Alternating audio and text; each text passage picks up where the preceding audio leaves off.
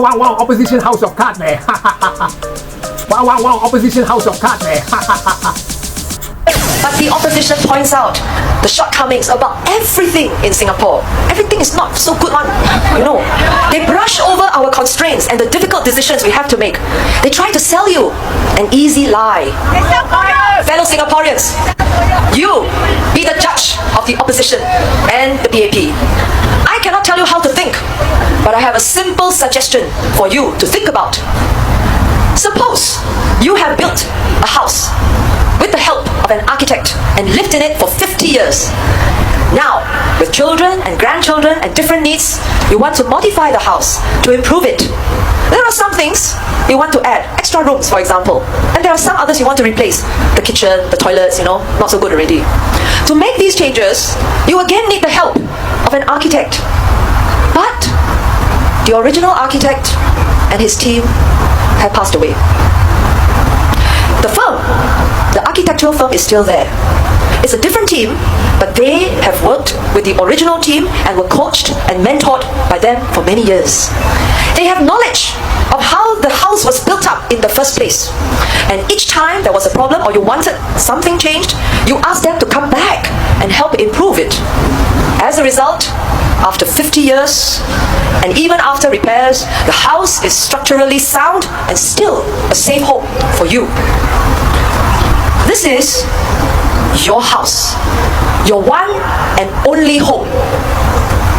Your home, and home to your children and grandchildren. Who would you get to help improve it? Who can you trust with something so precious? You will trust it to the people who helped to build it in the first place and whom you have turned to each time there was trouble? Or you want to trust it to people who have no idea how to build a house in the first place? Who can better help you improve your house? Now, wait a minute. Some of you, I hear some of you saying, well, there is no risk, no gain. We have to try. I say to you, how much risk for how much gain? Singapore is a precious jewel in your hands.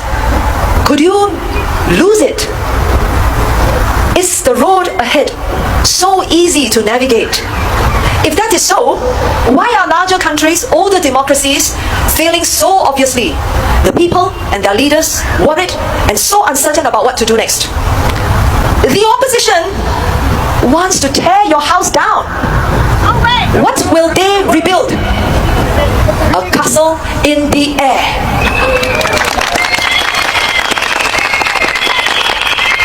They won't dare to tell you that's what they want to do. They know it will scare you. So they say, this house now is terrible. Very, very lousy. Here no good, there even worse. But they will keep most of it. Just make improvements the PAP simply refuses to make. Really? Or is the real truth that there's real risk and considerable danger to you and your children living in the house if you change without knowing how or why or where? They will turn your house into a house of cards. A house of cards. You know what is a house of cards? It crumbles and it falls. They will weaken its foundation so that it will not last beyond your generation. A house that your children and grandchildren will eventually say, sorry, this was home, but it is no longer safe. If you put them in charge, and you have every right to do so, life may go on for a good 5 to 10 years without much problems. Even if things get worse, we know what they will say. They will simply say, hand over issues. We're learning. You let somebody learn and experiment on your house, your one and only home. 1-2 elections, we will really struggle. We will struggle to recover, and look how many countries in the world there are today struggling to cope. Countries that are larger, richer, more established than we are. If anyone thinks we have the time and the space to recover, let's just take a look around the world and ask ourselves, honestly, really? Who in the world owes us a living that we can put so much at risk? Dear friends, 20 years, the PAP has kept faith with you.